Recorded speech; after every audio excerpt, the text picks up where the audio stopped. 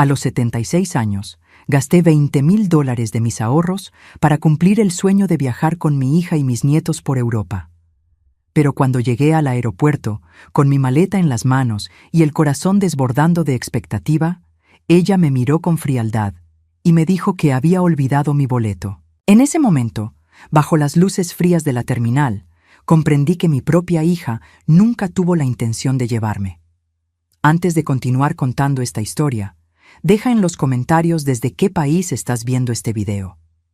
Mi nombre es Rosario Vega, tengo 76 años y vivo sola en un departamento sencillo en la colonia Santa María la Ribera, aquí en la Ciudad de México. Las paredes son blancas, un poco descarapeladas por el tiempo, y la ventana de la sala da a una calle transitada donde el ruido de los microbuses se mezcla con las voces de los vendedores ambulantes.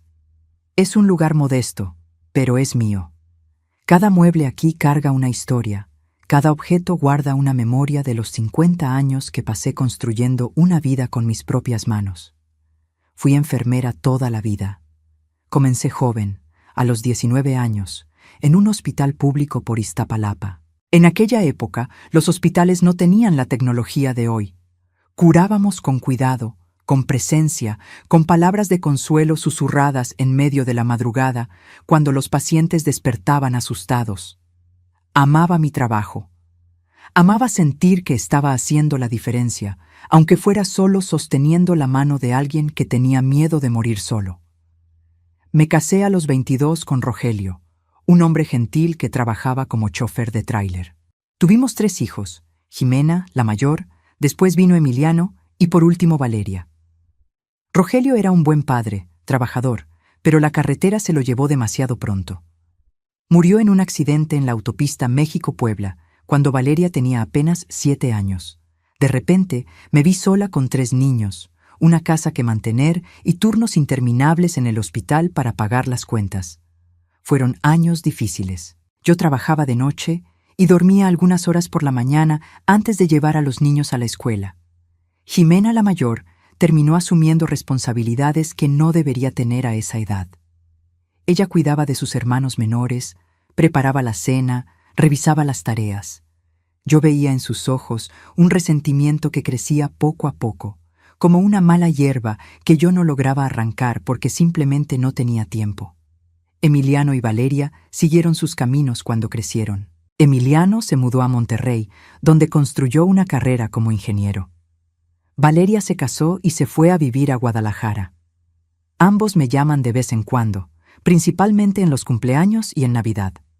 Son llamadas breves, educadas, donde preguntan sobre mi salud y yo respondo que todo está bien, incluso cuando no lo está. Aprendí que las mentiras piadosas a veces son necesarias para no preocupar a quien está lejos. Pero Jimena se quedó. Se casó con Esteban, un empresario del ramo inmobiliario, y construyeron una vida cómoda en una zona exclusiva de Santa Fe. Tienen 2 hijos, Santiago y Camila, mis nietos que hoy ya son adolescentes. Jimena siempre fue la hija más cercana geográficamente, pero emocionalmente siempre sentí una distancia que no lograba entender completamente. Era como si ella hubiera levantado un muro invisible entre nosotras, hecho de silencios y respuestas cortas. Durante años intenté acercarme. Iba a visitarla siempre que podía, le llevaba pasteles caseros, ofrecía ayuda con los niños, pero ella siempre encontraba una excusa para acortar las visitas. Estaba ocupada con el trabajo, los niños tenían clases de tenis, Esteban tenía un compromiso importante. Yo regresaba a casa en el metrobús mirando por la ventana, tratando de no pensar demasiado sobre esa frialdad que parecía nunca derretirse. Mi vida siempre estuvo regida por la economía. Cada centavo que sobraba de mi sueldo de enfermera lo guardaba en una cuenta de ahorros. No tenía lujos. Mi ropa era sencilla, yo misma la remendaba cuando se rompía. Cocinaba en casa, nunca pedía comida a domicilio. Mis vacaciones eran pasar unos días en la casa de una prima en Cuernavaca. Pero tenía un sueño secreto guardado en el pecho: conocer Europa. Desde niña veía fotos en los libros de la escuela, aquellas imágenes de la Torre Eiffel iluminada, de las góndolas deslizándose por los canales de Venecia, del Coliseo de Roma erguido contra el cielo azul. Parecía un mundo de otro planeta, tan distante de mi realidad que apenas osaba soñar. Pero el sueño permaneció allí, guardado en un rincón del corazón, esperando pacientemente por una oportunidad que tal vez nunca llegaría.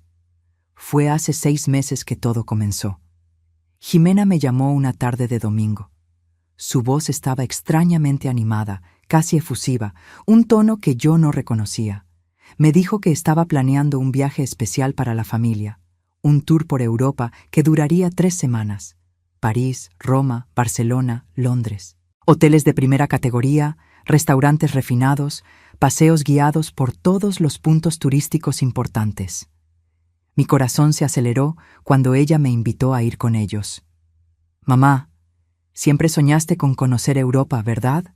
Pues llegó la hora. Quiero que vengas con nosotros, que disfrutes este viaje con tus nietos. Va a ser inolvidable».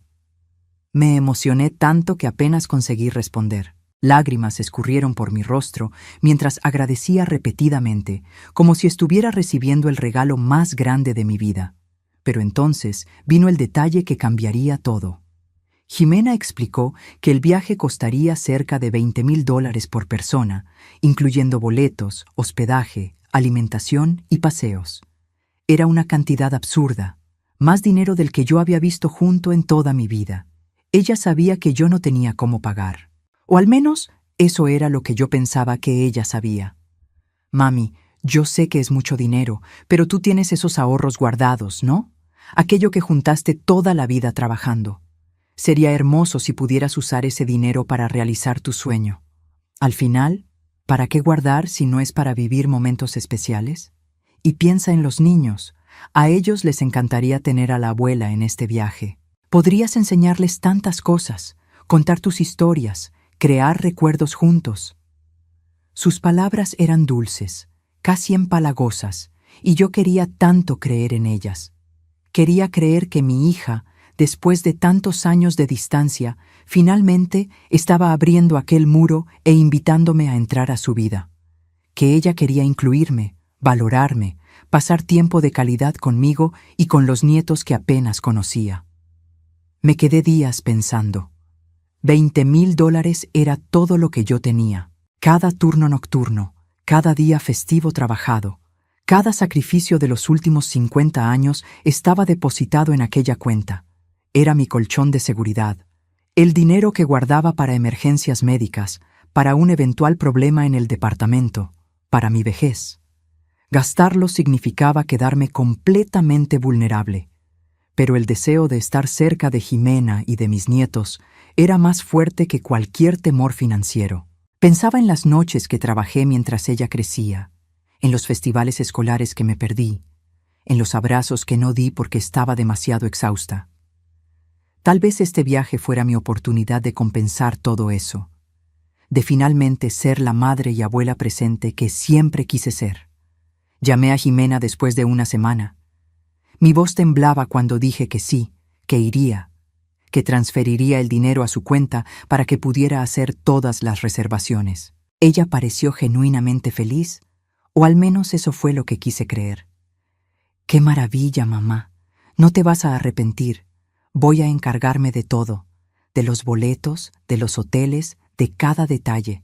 Tú solo necesitas hacer la maleta y aparecer en el aeropuerto el día acordado».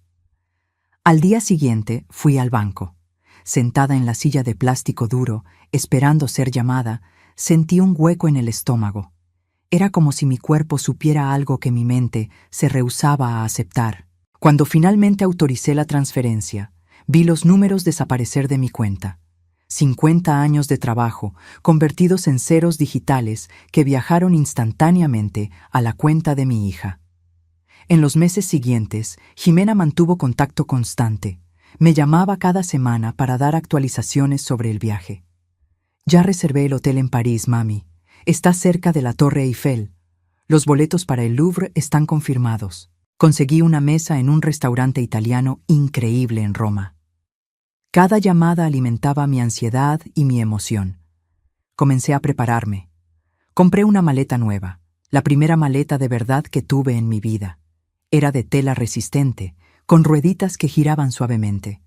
Fui a una tienda de ropa en el centro y por primera vez en décadas compré prendas nuevas. 2 vestidos sencillos pero bonitos, un abrigo ligero para las noches europeas, zapatos cómodos para caminar por las calles empedradas. Todas las noches antes de dormir, veía videos en YouTube sobre los lugares que visitaríamos.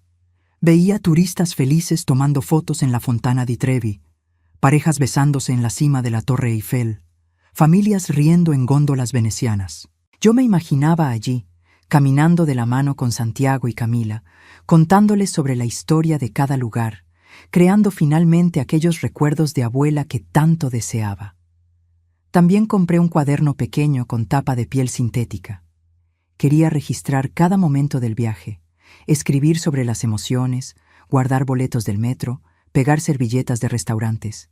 Sería mi diario de viaje, un recuerdo físico de aquella experiencia que yo imaginaba sería la más importante de mi vida. En las primeras páginas escribí mis sueños y expectativas, como una niña escribiría una carta a Santa Claus.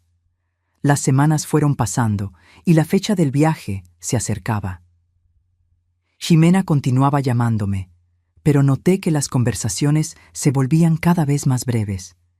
Ella parecía distraída, respondía a mis preguntas de forma vaga. Cuando yo preguntaba sobre detalles específicos, como el horario exacto del vuelo o el nombre del hotel en París, ella decía que me enviaría todo por correo, pero el correo nunca llegaba. Traté de no pensar mucho en eso. Me convencí de que ella estaba solo ocupada con los preparativos. Al final, organizar un viaje para 6 personas no debía ser tarea fácil. Esteban trabajaba mucho, los niños tenían escuela y actividades extracurriculares.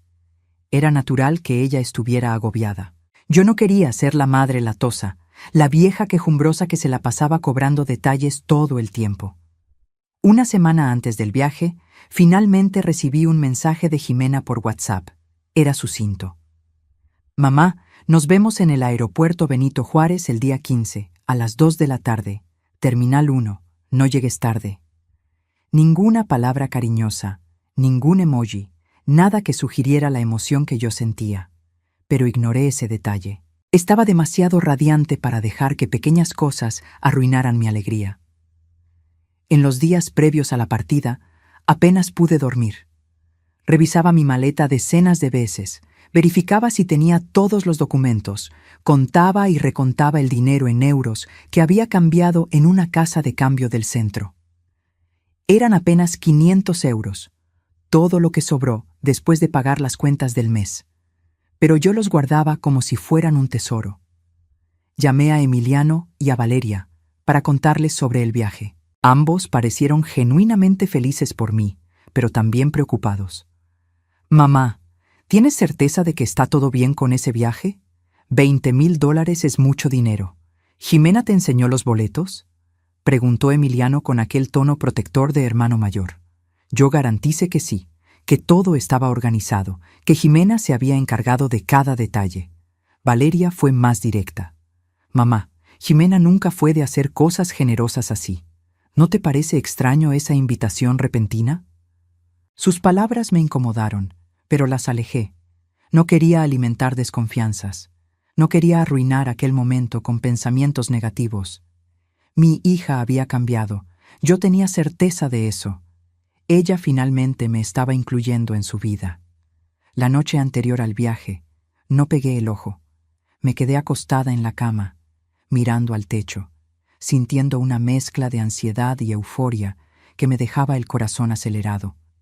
Me levanté varias veces para verificar si no había olvidado nada. Pasaporte, documentos, medicinas, lentes de sol, adaptador de corriente. Todo estaba ahí, arreglado con el cuidado de quien envuelve un regalo precioso. Cuando el sol comenzó a salir, ya estaba de pie. Me di un baño largo, me arreglé el cabello, me puse un labial suave. Quería estar bonita para aquel día especial. Me puse una de las prendas nuevas que había comprado, un vestido azul claro que me daba un aire más jovial. Me miré en el espejo y casi no me reconocí. Había un brillo diferente en mis ojos, una luz de esperanza que no veía hacía años. Salí de casa a las 11 de la mañana, 3 horas antes del horario marcado. No quería correr el riesgo de llegar tarde. Tomé un taxi de sitio hasta el Aeropuerto Internacional de la Ciudad de México. El aeropuerto estaba lleno, como siempre. Familias con niños corriendo, parejas de la mano, grupos de amigos riendo alto. Yo observaba todo con una sonrisa boba en el rostro, sintiéndome parte de aquel universo de viajeros, de personas que estaban a punto de vivir aventuras. Llegué a la Terminal 1 a la 1:15 de la tarde. Busqué a Jimena y a su familia en los alrededores, pero no los vi. Me senté en una banca cerca de la pantalla de vuelos, con mi maleta al lado, y esperé. 15 minutos, 30 minutos, 45 minutos. El reloj en la pantalla marcaba las 12:00 p.m. y comencé a preocuparme. Llamé a Jimena, pero la llamada se fue directo al buzón de voz. Envié mensajes por WhatsApp. Hija, estoy aquí. ¿Dónde están? Los mensajes se quedaban con una sola palomita gris, ni siquiera eran entregados. Intenté llamar a Esteban, pero su teléfono también estaba apagado. Mi corazón comenzó a latir más rápido, no más de emoción, sino de una angustia creciente que subía por la garganta como bilis. A las 2:30 p.m. finalmente los vi. Jimena venía caminando por la terminal con Esteban al lado. Detrás de ellos, Santiago y Camila arrastraban sus maletas de marca, de esas modernas con diseño minimalista. Todos estaban vestidos impecablemente, como si hubieran salido de una revista de viajes. Me levanté de un salto, saludando, sintiendo un alivio inmenso inundar mi pecho.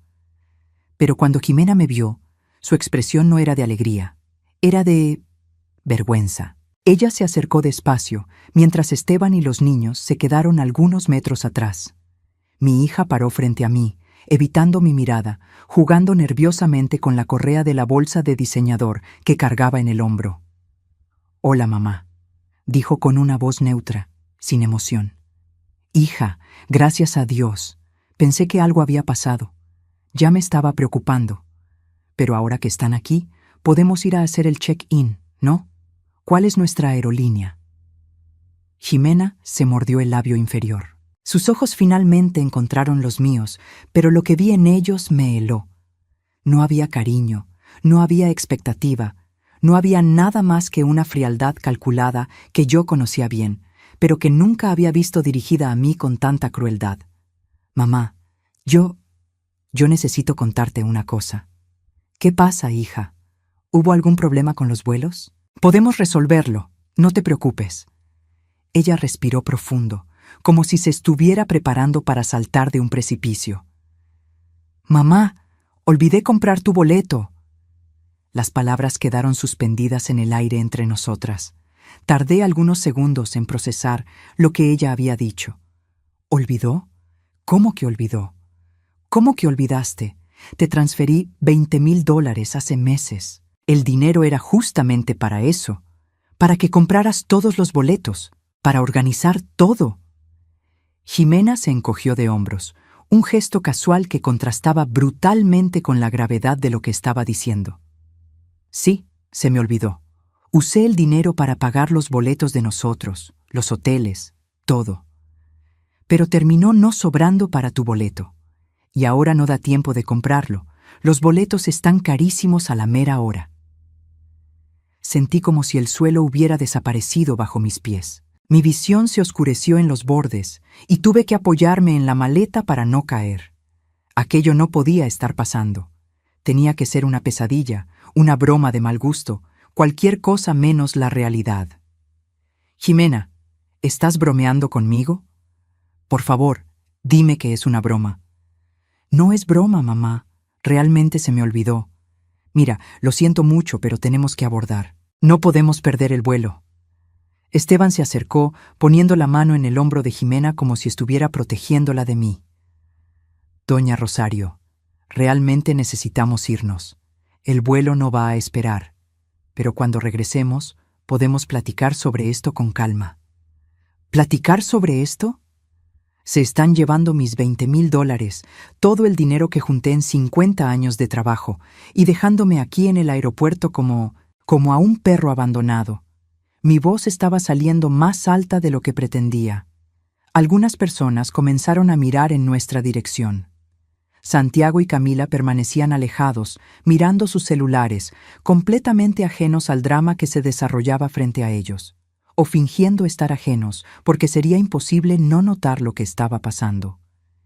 Ximena suspiró con impaciencia, como si yo fuera una niña berrinchuda que estaba estorbando sus planes. «Mamá, no hagas una escena. Estás exagerando. No es como si fuera el fin del mundo. Es solo un viaje». ¿Solo un viaje? $20,000, Ximena. Era todo lo que yo tenía. ¿Cómo puedes ser tan... Las palabras murieron en mi garganta. No lograba encontrar un adjetivo que hiciera justicia a la monstruosidad de lo que ella estaba haciendo. Miré a Esteban, buscando alguna señal de humanidad, de vergüenza, de cualquier cosa. Pero él simplemente desvió la mirada, checando el reloj de pulsera caro que usaba. «Mira, realmente necesitamos irnos ahora», dijo Ximena, ya comenzando a alejarse. «Cuando regrese, platicamos. Tal vez logre devolverte una parte del dinero. No sé, vamos a ver. Una parte del dinero». Como si fuera un préstamo que ella estaba considerando pagar parcialmente, tal vez, si sobraba algún cambio después de sus vacaciones lujosas, pagadas con mi sudor y sangre. Vi a mi hija darse la vuelta y comenzar a caminar hacia el área de abordaje. Esteban y los chicos la siguieron sin mirar atrás. Me quedé allí parada, sosteniendo mi maleta nueva con las rueditas que giraban suavemente, vistiendo mi vestido azul claro que había elegido con tanto cariño. A mi alrededor, el aeropuerto continuaba su rutina frenética. Anuncios de vuelos por los altavoces, niños llorando, parejas despidiéndose, ejecutivos corriendo para no perder sus conexiones. La vida seguía su curso normal para todos, menos para mí. Sentí mis piernas flaquear. Necesitaba sentarme antes de desmayarme. Me arrastré de vuelta a la banca donde había esperado y me dejé caer pesadamente. Mi bolsa resbaló del hombro y cayó al suelo, derramando algunos artículos. Los lentes de sol que nunca usaría en París, el protector labial que había comprado pensando en los vientos fríos de Londres, el cuadernito donde planeaba escribir mis memorias de viaje. Tomé el cuaderno con manos temblorosas. Abrí en la primera página, donde había escrito con letra bonita: «Mi viaje de los sueños, mayo de 2024». Parecía tan ingenuo ahora, aquellas palabras escritas con esperanza e ilusión. Cerré el cuaderno con fuerza, apretándolo contra el pecho, como si eso pudiera contener el dolor que amenazaba con partirme a la mitad. Las lágrimas comenzaron a escurrir, silenciosas al principio, después en sollozos que sacudían mi cuerpo entero. No me importaban las personas que pasaban y miraban con curiosidad o lástima. No me importaba nada más que aquel dolor punzante que parecía tener raíces clavadas en cada parte de mi cuerpo. ¿Cuánto tiempo me quedé allí? No sé decir. Pudo haber sido media hora. Pudieron haber sido 2 horas. El tiempo había perdido significado. En algún momento, una empleada del aeropuerto se acercó y preguntó si estaba bien, si necesitaba ayuda. Moví la cabeza negando, incapaz de formar palabras. Ella dudó, pero eventualmente se alejó, probablemente pensando que era solo otra viejita emotiva en un día difícil. Cuando finalmente logré recomponerme mínimamente, tomé mi celular. Pensé en llamar a Emiliano o a Valeria, pero ¿qué les diría? ¿Cómo explicaría que había sido tan estúpida al punto de entregar todos mis ahorros a Ximena sin garantía alguna? ¿Cómo admitiría que había ignorado las señales, las advertencias, mi propia intuición? No llamé a nadie. En vez de eso, abrí la aplicación del banco. Necesitaba ver con mis propios ojos, confirmar la realidad de aquella pesadilla. La pantalla mostraba el saldo de mi cuenta, 3,500 pesos. Era lo que había sobrado después de pagar las cuentas del mes. No tenía dinero para un boleto de última hora a Europa. No tenía dinero para casi nada. Pensé en regresar a casa en metro y camión, a ahorrarme el dinero del taxi. Pero mi cuerpo estaba tan pesado, tan exhausto, que no lograba imaginarme haciendo aquel recorrido largo e incómodo. Tomé un taxi. Durante todo el trayecto, el chofer intentó sacar plática, preguntando si había llegado de viaje. Respondí con monosílabos, fingiendo estar demasiado cansada para conversar, cuando en realidad estaba demasiado rota. Cuando finalmente llegué a casa, era casi de noche. El departamento estaba exactamente como lo había dejado por la mañana, pero parecía diferente, como si perteneciera a otra persona, a otra vida. Dejé la maleta en el pasillo, sin fuerzas para guardarla. Fui directo al sofá y me acosté allí, todavía vestida, todavía con los zapatos nuevos en los pies. Miré hacia el techo, a las manchas de humedad que siempre prometí arreglar, pero nunca arreglé por falta de dinero. Ahora no tendría dinero ni para pequeñas reparaciones. $20,000. Calculé mentalmente. Eran casi 400,000 pesos. Con ese dinero, yo podría haber remodelado el departamento entero. Podría haber hecho todos los tratamientos dentales que venía posponiendo. Podría haber guardado para emergencias médicas, para la vejez que solo se volvía más cara y más solitaria cada año. Pero yo había elegido usarlo para un viaje. No para mí, me di cuenta ahora con crueldad clara. Para Jimena, Esteban, Santiago y Camila. Ellos estaban en aquel momento, probablemente, ya en el avión, tal vez brindando con champaña, riendo, planeando los paseos que harían con mi dinero. Y yo estaba allí, en mi sofá viejo, en mi departamento pequeño, con 3,500 pesos en la cuenta y 50 años de trabajo convertidos en nada. La rabia comenzó a mezclarse con el dolor. ¿Cómo pude ser tan ingenua? ¿Cómo no me di cuenta de lo que Jimena estaba haciendo? Las señales estaban todas ahí, las llamadas cada vez más raras y breves, la negativa a dar detalles específicos, la forma en que cambiaba de tema cuando yo preguntaba sobre los boletos. Yo había elegido ignorar todo eso porque quería tanto creer que mi hija finalmente me amaba.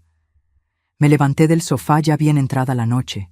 Mi cuerpo estaba adolorido de estar tanto tiempo en la misma posición. Fui hasta la cocina y abrí el refrigerador. Tenía un poco de arroz de ayer, algunos huevos, una zanahoria marchita, comida suficiente para algunos días, si la racionaba. Después de eso, tendría que usar el poco dinero que restaba para hacer compras básicas. Cerré el refrigerador sin tomar nada. No tenía hambre. Tenía un vacío dentro de mí que no podía ser llenado con comida. Regresé a la sala y me senté a la mesa donde solía hacer crucigramas. Tomé una pluma y un papel. Necesitaba hacer cuentas, entender mi situación financiera real. Mi pensión entraba el día 10 de cada mes. Eran 8,000 pesos. La renta consumía $4,500. Sobraban $3,500 para todos los otros gastos: luz, agua, gas, comida, medicinas, transporte. Yo siempre lograba equilibrar las cuentas y todavía sobraba un poco para guardar. Pero ahora, sin aquellos $20,000 de reserva, cualquier emergencia sería catastrófica. ¿Y si me enfermaba? ¿Y si el refrigerador se descomponía? ¿Y si el departamento necesitaba una reparación urgente? No tenía más red de seguridad. Jimena me había quitado eso. No solo el dinero, sino la sensación de que había un colchón, una protección, algo entre el abismo y yo. En los días siguientes no salí de casa. No contestaba el teléfono cuando Emiliano y Valeria llamaban. Dejaba que las llamadas se fueran al buzón y después borraba los mensajes sin escuchar. No quería hablar con nadie. No quería tener que explicar. No quería ver la lástima o el «te lo dije» en sus ojos. Pasaba los días en una especie de letargo. Me levantaba, preparaba un café sencillo, me sentaba en la ventana y me quedaba mirando hacia la calle. Veía a las personas yendo y viniendo, viviendo sus vidas normales, y me sentía completamente desconectada de aquel mundo. Era como si yo fuera un fantasma, presente pero no parte de aquello. Por la noche, acostada en la cama, repasaba mentalmente cada conversación que tuve con Jimena en los meses anteriores. Cada llamada, cada mensaje, cada promesa que ella hizo. ¿Cómo no me di cuenta? Ella nunca dijo, «nosotros vamos», siempre fue «nosotros iremos», excluyéndome sutilmente. Ella nunca mencionó específicamente mi boleto, solo «me encargaré de todo». Siempre dejó las cosas vagas, ambiguas, con espacio para después decir que hubo un malentendido. Pero no hubo malentendido. Hubo una intención deliberada. Ella sabía desde el principio que no compraría mi boleto. La invitación fue solo una excusa para tomar mi dinero. $20,000. Una cantidad que para ella y Esteban tal vez no fuera tan significativa, pero que era literalmente todo para mí. Una semana después del día del aeropuerto, Emiliano apareció en mi puerta. Había tomado un vuelo desde Monterrey y vino sin avisar. Cuando abrí la puerta y lo vi allí, con aquella expresión preocupada en el rostro, no conseguí aguantarme. Me derrumbé. Él me abrazó allí mismo en el pasillo, dejando que yo llorara en su hombro, como no lloraba desde que Rogelio murió. Entramos y nos sentamos a la mesa de la cocina. Preparé un café y le conté todo. Emiliano escuchaba en silencio, su expresión volviéndose cada vez más sombría. Cuando terminé de hablar, se quedó en silencio por un largo minuto, mirando la taza de café como si allí estuvieran las respuestas. «Mamá», dijo finalmente, la voz cargada de rabia contenida. «Voy a demandar a Jimena. Eso es fraude. Ella te engañó deliberadamente para robar tu dinero». «No, hijo. No quiero demandas, no quiero pleitos legales, solo quiero que ella me devuelva el dinero». «Pero, ¿lo va a devolver, mamá? ¿Tú realmente crees eso?». No respondí porque no sabía qué responder. Emiliano tenía razón. Jimena no iba a devolver nada. Ella había dicho, tal vez una parte, en el aeropuerto, pero incluso aquello era probablemente mentira. Una forma de mantenerme calmada, de evitar una escena mayor. Emiliano se quedó unos días conmigo. Intentó entrar en contacto con Jimena, pero ella no contestaba sus llamadas tampoco. Envió mensajes que se quedaban sin respuesta. Era como si ella hubiera desaparecido del mapa, aunque yo supiera que estaba apenas disfrutando vacaciones lujosas por Europa. Valeria también vino a visitarme cuando supo. Lloró conmigo, sostuvo mis manos, dijo todas las cosas correctas que una hija debe decir en una hora así. Pero en el fondo de sus ojos yo veía también un dolor antiguo, un resentimiento que ella cargaba desde niña. Yo había trabajado tanto, estado ausente tanto, que incluso mis hijos que me amaban guardaban heridas que nunca cicatrizaron completamente. Después de que Emiliano y Valeria regresaron a sus vidas, me quedé sola nuevamente. Las semanas fueron pasando. Junio se volvió julio, julio se volvió agosto. Jimena eventualmente regresó del viaje, pero no entró en contacto. Ni un mensaje, ni una llamada, nada. Era como si yo no existiera, como si aquel incidente en el aeropuerto fuera apenas un inconveniente menor que ella había decidido olvidar. Intenté algunas veces enviar mensajes para ella por WhatsApp. «Hija, necesitamos hablar». «Jimena, por favor, responde. ¿Tú por lo menos vas a devolverme parte del dinero?». Todos se quedaban con las 2 palomitas azules, indicando que ella había leído, pero ninguna respuesta llegaba. En septiembre, finalmente recibí un mensaje de ella. Era corto y frío. «Mamá, no tengo cómo devolver el dinero ahora. Gastamos todo en el viaje. Tal vez el año que entra, si sobra algo. No sirve de nada estarme cobrando». Leí aquel mensaje tantas veces que memoricé cada palabra. No había pedido de disculpas. No había reconocimiento del error. No había siquiera una manifestación de preocupación sobre cómo yo estaba viviendo sin ese dinero. Era solo una notificación de que mi pérdida era permanente y yo debía aceptar eso. Comencé a tener problemas para dormir. Me quedaba horas despierta, mirando el techo oscuro, pensando en todo. Pensaba en cómo trabajé durante 50 años, en cómo crié 3 hijos sola después de que Rogelio murió, en cómo me sacrifiqué en cada guardia nocturna, en cada día festivo trabajado, en cada comida que me salté para que sobrara comida para los niños. Pensaba en todas las veces que Jimena, aún niña, me pidió ir a una presentación en la escuela y yo no pude porque estaba trabajando. Todas las veces que ella me preguntó si yo podría jugar con ella y yo estaba demasiado exhausta. Todos los cumpleaños que pasé en el hospital mientras ella soplaba las velitas sin mí. ¿Será que fue mi culpa? ¿Será que la frialdad de ella era consecuencia de mi ausencia? Pero incluso pensando eso, incluso aceptando mi parte de culpa por nuestra relación distante, yo no lograba justificar lo que ella hizo. No hay dolor infantil que justifique robar los $20,000 que su madre anciana juntó en 50 años de trabajo arduo. No hay resentimiento que vuelva aceptable abandonarla en un aeropuerto después de prometer un viaje que era el sueño de su vida. En octubre, las cuentas comenzaron a ponerse más difíciles de pagar. Mi refrigerador viejo finalmente se descompuso. El técnico dijo que la reparación costaría casi $2,500, pero no había garantía de que durara mucho tiempo. Lo ideal sería comprar uno nuevo, pero un refrigerador nuevo costaba por lo menos $8,000, dinero que yo no tenía. Le pedí prestada a una vecina una hielera de unicel grande. Pasé a comprar hielo todos los días y guardar allí los pocos alimentos perecederos que tenía. Era una forma improvisada e inconveniente, pero funcionaba. Una vez más, yo me adaptaba, encontraba soluciones, sobrevivía. Emiliano insistía que yo debería demandar a Jimena. Él hasta consultó un abogado amigo suyo que dijo que había buenas oportunidades de ganar el caso, pero yo no quería. No era solo el cansancio de la burocracia legal, de las audiencias, de los documentos. Era principalmente que yo no quería transformar a mi hija en una criminal a los ojos de la ley. Por más que ella me hubiera herido, por más que yo sintiera rabia y traición, ella todavía era mi hija. «Eso es debilidad, mamá», decía Emiliano. «Ella no merece tu protección». «Tal vez sea debilidad», yo respondía, «pero es la única cosa que me queda».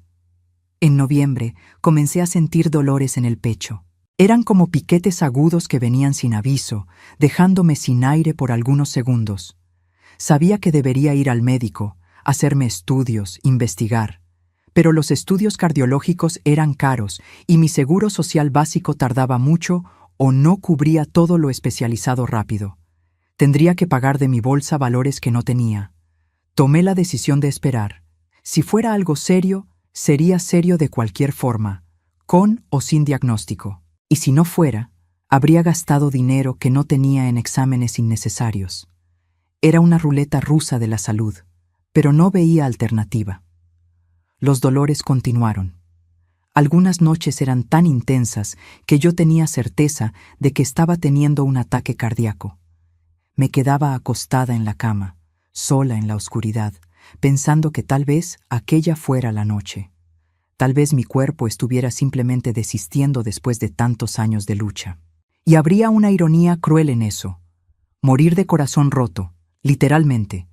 Pero las mañanas siempre llegaban. Yo siempre despertaba, y tenía que levantarme, hacer un café aguado para ahorrar el polvo, tomar mis pastillas de la presión que por lo menos aún me daban en el centro de salud, y encarar un día más. Diciembre llegó con el calor seco de la Ciudad de México. Mi departamento no tenía aire acondicionado y el ventilador viejo hacía más ruido de lo que ventilaba. Pasaba los días sentada cerca de la ventana, tratando de capturar cualquier brisa que quisiera aventurarse por mi pequeño espacio.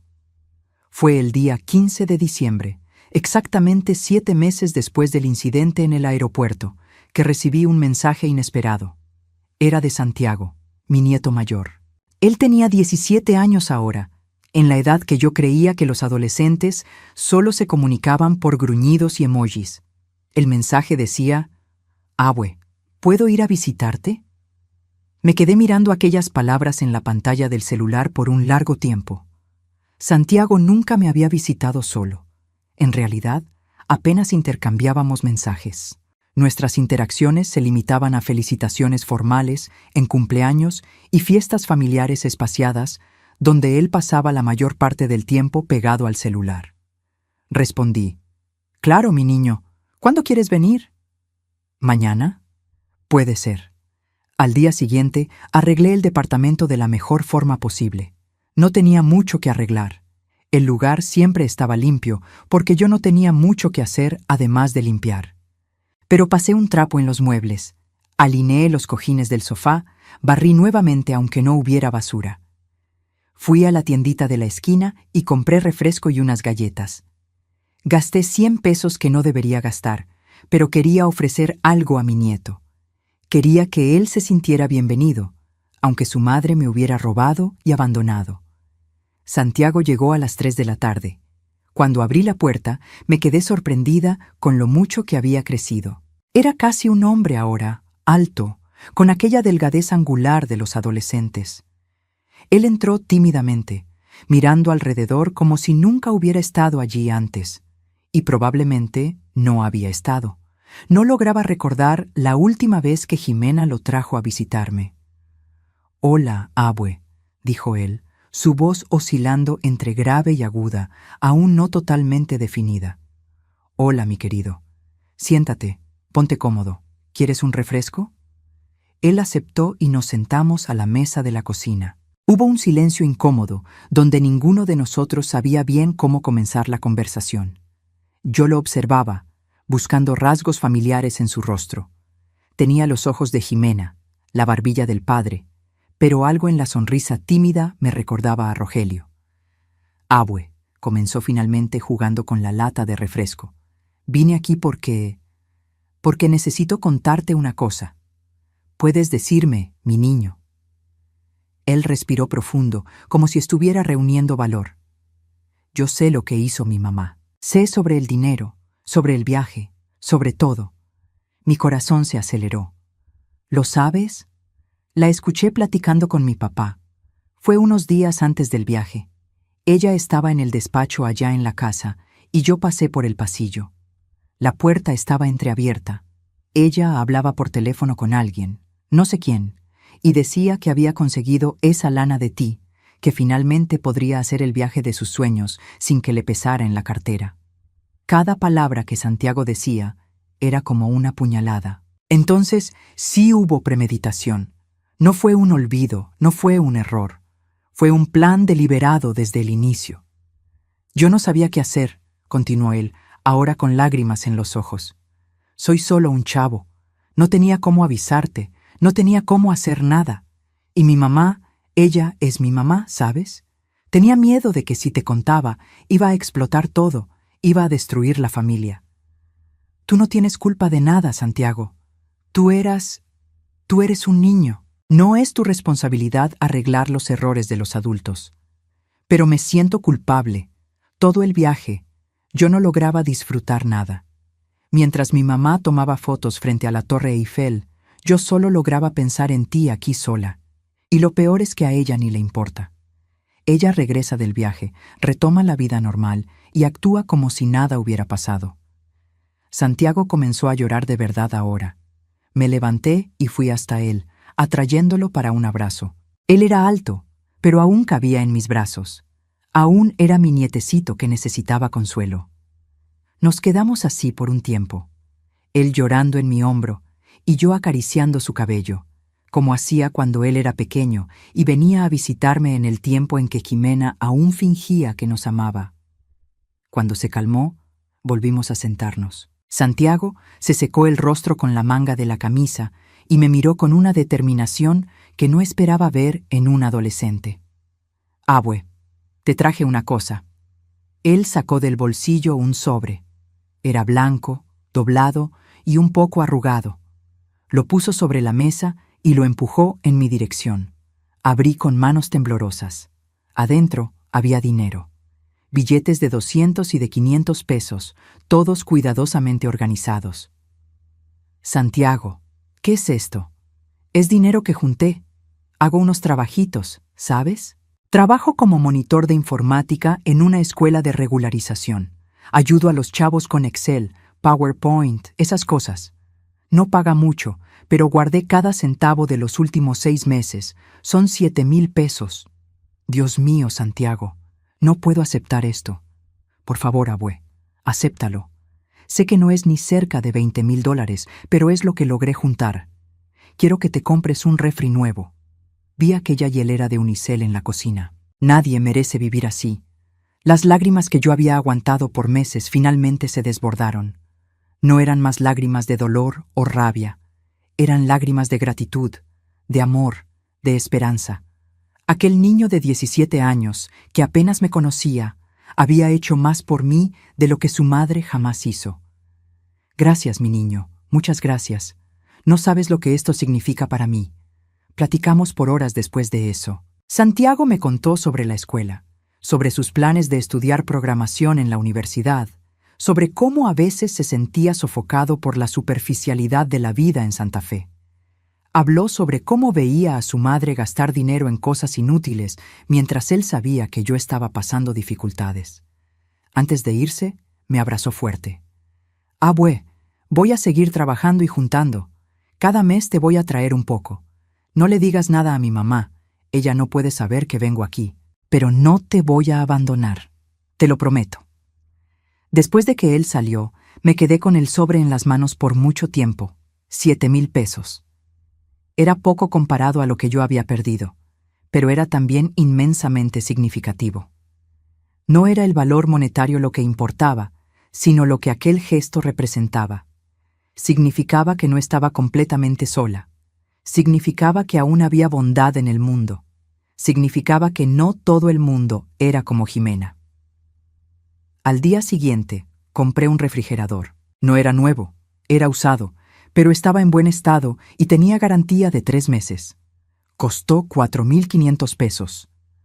Con lo que sobró, compré comida de verdad. Carne, frutas, verduras. Hacía meses que no comía así. Santiago comenzó a visitarme regularmente después de aquel día. Venía una vez al mes, siempre trayendo algún dinero que había logrado juntar. 200 pesos, 500 pesos, a veces más. Yo guardaba cada centavo, prometiéndome a mí misma que un día le devolvería todo con intereses, para su universidad, para su futuro. Con el pasar de los meses, comencé a reconstruir mi vida lentamente. No era la misma vida de antes, no tenía más la ilusión de que un día conocería Europa o realizaría grandes sueños, pero era una vida. Despertaba todos los días, hacía mi café, a veces hasta lograba sonreír cuando el sol entraba por la ventana de una forma especialmente bonita. Emiliano y Valeria también aumentaron su presencia en mi vida. Emiliano me llamaba cada semana y me visitaba siempre que podía viajar. Valeria comenzó a enviarme una ayuda mensual de 1,000 pesos. Era poco para ellos, pero hacía toda la diferencia para mí. Significaba poder comprar una medicina sin ansiedad, poder cambiar un foco fundido sin pensarlo 2 veces. En cuanto a Jimena, nunca más tuve contacto. Camila, mi nieta menor, a veces le daba like a mis fotos en Instagram, pero nunca comentaba. Eran interacciones vacías, automatizadas, que no significaban nada. Jimena misma me había bloqueado en todas las redes sociales. Yo dejé de existir para ella, y aparentemente ella estaba muy cómoda con eso. Había noches aún en que la rabia regresaba. Acostada en la cama, yo imaginaba confrontarla, decir todas las cosas que me gustaría haber dicho en el aeropuerto. Imaginaba demandas legales donde un juez la forzaba a devolverme cada centavo. Imaginaba a ella perdiéndolo todo, como ella me hizo perder. Pero eran fantasías vacías que no traían alivio real. Lo que me ayudó de verdad fue aceptar que nunca recibiría mi dinero de vuelta, que aquellos $20,000 estaban perdidos para siempre. Fue un duelo, como perder a un ser querido. Tuve que pasar por todas las fases: negación, ira, negociación, depresión, aceptación. Tomó casi un año, pero finalmente llegué ahí. En mayo del año siguiente, exactamente un año después del incidente en el aeropuerto, Santiago me llamó. Abue, Camila y yo queremos hacer una cosa. ¿Podemos pasar por ti mañana en la mañana? Al día siguiente, los dos aparecieron en mi puerta en un Uber. Camila tenía 15 años ahora, una adolescente tímida que me miraba con una mezcla de curiosidad y culpa. Entramos al coche y ellos no me dijeron a dónde íbamos. Era una sorpresa, dijeron. Rodamos por la Ciudad de México por cerca de 40 minutos. Finalmente, paramos frente a un edificio que no reconocí. Era en una zona más céntrica y bonita, cerca del Parque México, en La Condesa. Santiago me ayudó a bajar del coche y los tres entramos al edificio. Subimos hasta el 5.º piso.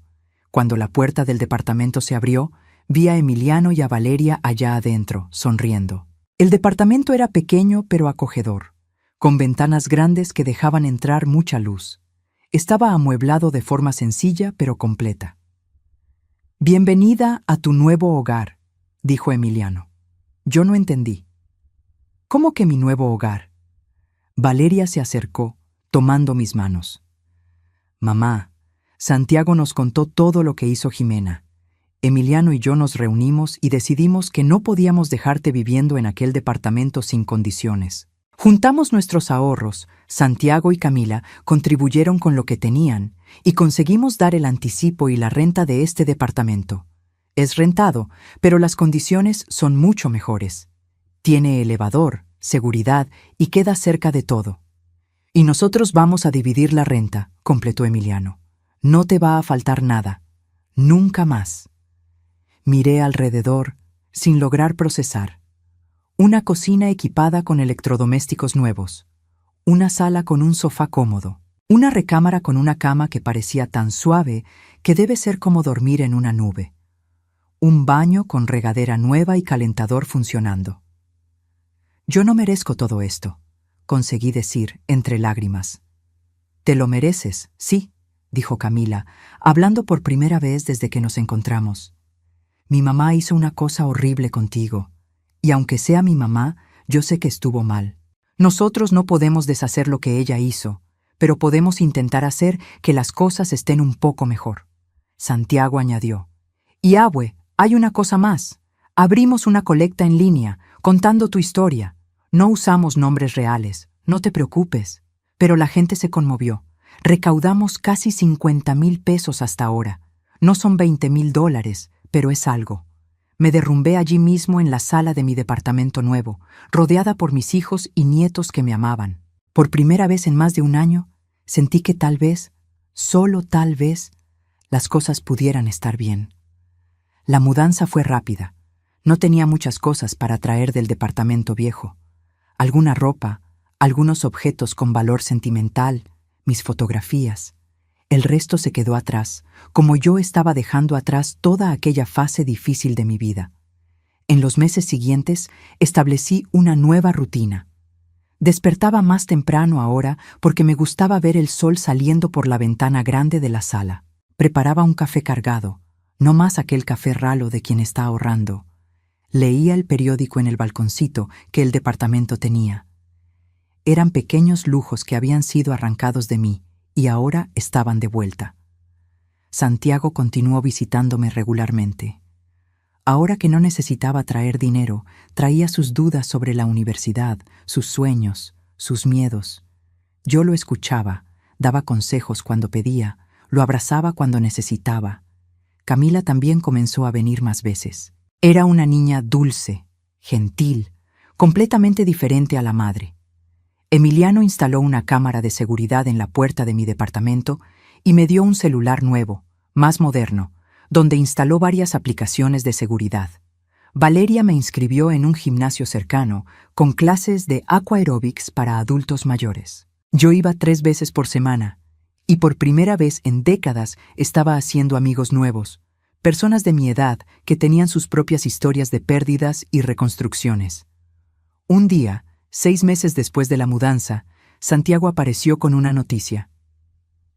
«Abue, Camila y yo decidimos que vamos a vivir con nuestro papá por un tiempo». Se separó de mi mamá. Esteban y Jimena se habían divorciado. Según Santiago, fue un proceso feo, con acusaciones de ambos lados. Esteban había descubierto que Jimena estaba teniendo un amorío con un socio de él. La ironía no pasó desapercibida para mí. La mujer que robó a su madre para financiar una vida de lujo había arruinado su propio matrimonio por avaricia y traición. «¿Y tu mamá? ¿Cómo está?», pregunté, sorprendiéndome con el hecho de que aún me importara. «Ella no está bien. Perdió mucho en el divorcio. El departamento se va a tener que vender. Ella va a tener que conseguir un empleo de verdad, cosa que nunca hizo en la vida». «¿Todavía hablas con ella?». Santiago movió la cabeza. «A veces, pero no es la misma cosa. Creo que nunca más va a hacerlo. la forma en que te trató, nosotros nunca vamos a olvidar eso. Pasó más de un año. Mi vida había encontrado un nuevo equilibrio. No era la vida que yo imaginaba tener a los 78 años, pero era una vida buena. Tenía a mis hijos presentes, mis nietos amorosos, amigos nuevos en el gimnasio, un departamento cómodo. Las heridas habían cicatrizado, dejando marcas, pero ya no sangraban. Fue en una tarde de martes que recibí una llamada de un número desconocido. Casi no contesto, pero algo me hizo deslizar el dedo para aceptar la llamada. Del otro lado, una voz que yo conocía bien pero no escuchaba hacía más de un año. Jimena. «Mamá», dijo ella, su voz sonando pequeña, rota. «Yo sé que no tengo derecho de llamar. Yo sé que lo que hice fue imperdonable. Pero yo necesito ayuda». Me quedé en silencio, esperando que ella continuara. «Perdí todo en el divorcio. Estoy viviendo en un departamento minúsculo. Apenas consigo pagar las cuentas. No tengo nada más, mamá. Y yo sé que no lo merezco. Pero tú eres mi mamá. ¿Será que tú podrías prestarme algún dinero?» El silencio que siguió fue largo. Pensé en tantas cosas que podría decir. Podría gritar, insultarla, recordarle cada momento de sufrimiento que ella me causó. Podría colgar el teléfono y bloquear su número. Podría reír de la ironía cruel de que ella estuviera pidiéndome dinero después de todo. Pero no hice nada de eso. En vez de eso, dije con una calma que me sorprendió hasta a mí misma. «Jimena, yo no tengo dinero para prestarte. Te llevaste todo lo que yo tenía, ¿recuerdas? Pero te voy a decir una cosa. Cuando tú estabas en la cima, con tu departamento de lujo y tus viajes pagados con mi sudor, me trataste como basura. Me usaste y me descartaste.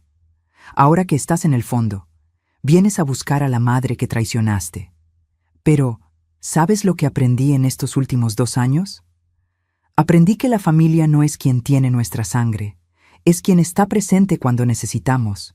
Y tú elegiste no ser mi familia. Ahora vas a tener que aprender a arreglártela sola, así como yo tuve que aprender. Rosario, por favor». «No, Jimena. No existe por favor, ahora. Tú hiciste tu elección. Ahora vas a tener que vivir con las consecuencias. Yo deseo que encuentres tu camino, que aprendas a ser una persona mejor. Pero ese camino vas a tener que recorrerlo sin mí». Colgué el teléfono. Mis manos temblaban levemente, pero no de debilidad. Era adrenalina, era liberación. Por primera vez yo había puesto límites. Por primera vez yo me había elegido a mí misma. Aquella noche me senté en el balcón de mi departamento. El cielo de la Ciudad de México estaba sorprendentemente limpio y pude ver algunas estrellas. Pensé en toda mi jornada. Pensé en la enfermera joven que fui, en la madre soltera que luchó para criar 3 hijos, en la viuda que trabajó hasta los huesos, en la anciana que fue traicionada por la propia hija, y finalmente en la mujer que aprendí a ser. Alguien que sabía su valor y no aceptaba menos de lo que merecía. La vida me había quitado mucho. $20,000, sí, pero también ilusiones, expectativas, la imagen que tenía de mi hija. Pero a cambio, me dio claridad. Me dio la oportunidad de reconstruir relaciones verdaderas con Emiliano, Valeria, Santiago y Camila.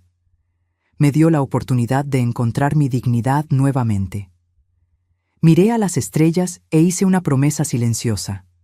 Nunca más sería la Rosario que se sacrifica más allá de lo razonable esperando que eso traiga amor. Nunca más sería la Rosario que acepta migajas emocionales de quien debería ofrecerle un banquete. Sería apenas Rosario, una mujer de 78 años que aún tenía mucho que vivir, mucho que enseñar, mucho que amar. Y en cuanto a los $20,000, aquel dinero se fue, así como se fue la hija que pensé tener.